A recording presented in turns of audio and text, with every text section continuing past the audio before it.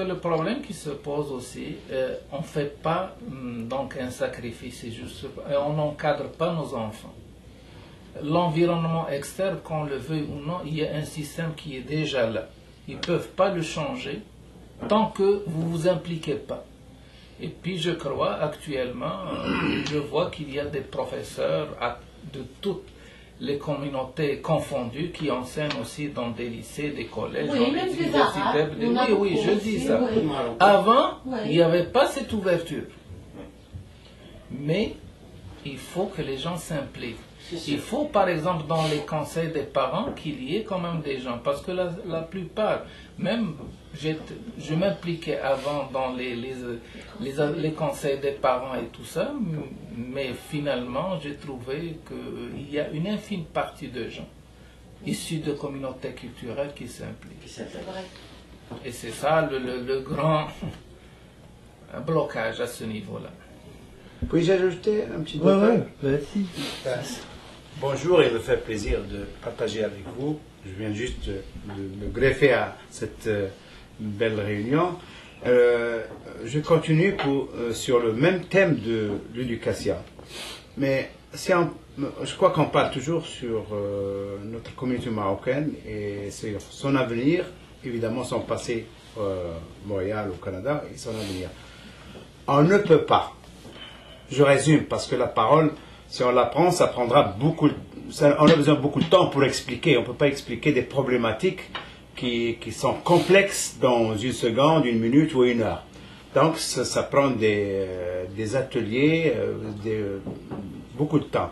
Mais en résumé, ce que je pourrais dire pour l'avenir, pour les prochaines ou pour les présents parents, c'est de s'organiser. Mais pour s'organiser, notre communauté a besoin de ce qu'on appelle un centre de référence où on regroupe le savoir et le distribuer à d'autres membres, aux communautés, aux groupes, aux membres. Il faut leur disposer parce qu'on n'a pas le savoir. On vient d'un passé, on n'est pas formé pour le savoir. On est handicapé de s'organiser. On a un handicap de confirmer notre personnalité, de notre identité. Ça ne se passe que par l'organisation. C'est assez beau que n'importe qui peut parler de je suis, nous sommes, ils sont. Si vous n'avez pas ce savoir, il est présent sur le terrain, comme ils ont fait les Juifs, comme ils ont fait les Italiens, oubliant de notre fierté, on parle dans le vide. C'est un point qui est très intéressant, c'est le savoir-faire et l'organisation. C'est ça qui nous manque. Pour rendre hommage, récemment, Monsieur Diouf, le président de la francophonie, qui était présent à Montréal, il a dit, qu'est-ce qu'il a dit? J'ai eu le privilège d'entendre des mots-clés. Il faut savoir ce qu'on veut. Vous savez, c'est très important. Si on ne sait pas ce qu'on veut, on ne peut pas s'organiser. Et quand on sait ce qu'on veut, il faut savoir le dire. Et quand on... Je termine. Quand on le dit, il faut savoir le faire. Il faut savoir le faire. Ouais, c'est ça. Je ferme la parenthèse et par respect de votre démarche de l'enregistrement. Merci. On a besoin de s'organiser pour protéger nos enfants et notre culture. En réalité, c'est pas une guerre qu'on lance, mais c'est sûr que c'est souhaitable que peut-être d'essayer d'occuper un 10% du temps des enfants de la communauté dans une ambiance festive, éducative, qu'on va garder le lien.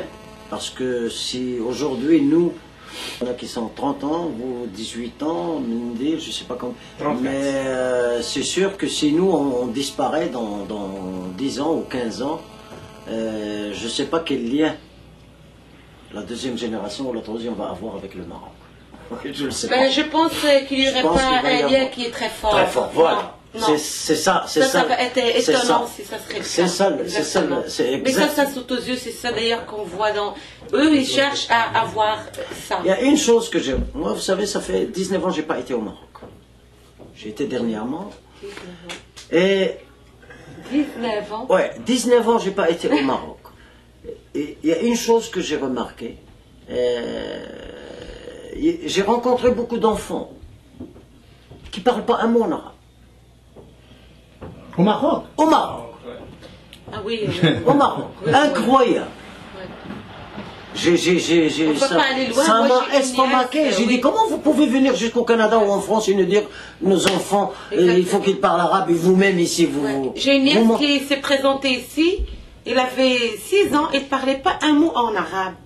Et ça, c'est vraiment honteux. Ça, c'est vraiment honteux.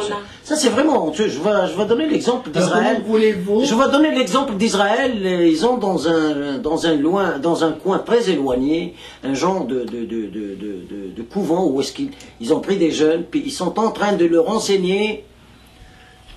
Qu'est-ce qu'ils ont vu? Pas juste l'hébreu, ils leur enseignent. Ils ont appris. Parce que sinon ils vont le perdre. La culture, c'est incroyable. Mais on est presque la seule communauté qu'on perd nos valeurs, on perd... Oui, c'est là, la meilleure façon de perdre ses valeurs, c'est ça. Si tu veux faire perdre un pays et tu veux l'appauvrir, tu sors ses diplômés et l'éducation que tu donnes aux enfants, tu leur donnes une autre éducation que ceux d'eux. Mais si on parle au niveau de cette communauté pour pouvoir se retrouver justement, de discuter des différents problèmes, il faut un lieu de rencontre. Mais c'est ça qu'ils sont en train de chercher à construire, non? Le lieu de rencontre, ça fait plusieurs décennies, donc nous n'avons jamais arrivé donc à constituer ce centre. Et puis, si toutes les volontés sont réunies, peut-être un jour on va trouver donc Mais il faut qu'ils se réunissent, les volontés. Les réunions, tout d'abord, il faut que les gens s'impliquent. Il faut que les gens, quand même, croient il faut qu'il n'y ait pas de méfiance de part et d'autre et tout ça. Il faut que les discussions soient constructives. Et puis, il faut que des complémentarités de part et d'autre. Mais d'ailleurs, vous êtes, je pense, mieux placé ici à chercher les bonnes personnes que peut-être qu'on ne connaît pas. Ils sont partout à Montréal, on parle de Montréal, pour pouvoir les réunir et discuter des problèmes qu'on a ici comme communauté marocaine qui est jamais d'accord, puis qui est jamais ensemble, qui sont toujours dispersés un par là, un par là-bas. Et peut-être qu'on va pouvoir aussi ici aussi faire la piqûre, la donner à nos enfants. Pour que peut-être ce qu'on ne peut pas nous faire, nos enfants, si on les prépare pour ça, on les encadre, ils vont peut-être pouvoir faire ce on n'a pas pu faire à un moment donné. Il faut que les enfants et les parents ensemble fassent. Oui, c'est les parents d'abord, exactement. C'est les parents d'abord pour que les enfants... Les enfants, ils comptent sur nous pour leur dénicher. Oui, mais s'ils comptent sur nous, il faut les montrer. Il ne faut pas aller l'envoyer faire un petit soccer par là ou une petite piscine par là, puis c'est fini, non? C'est pas ça.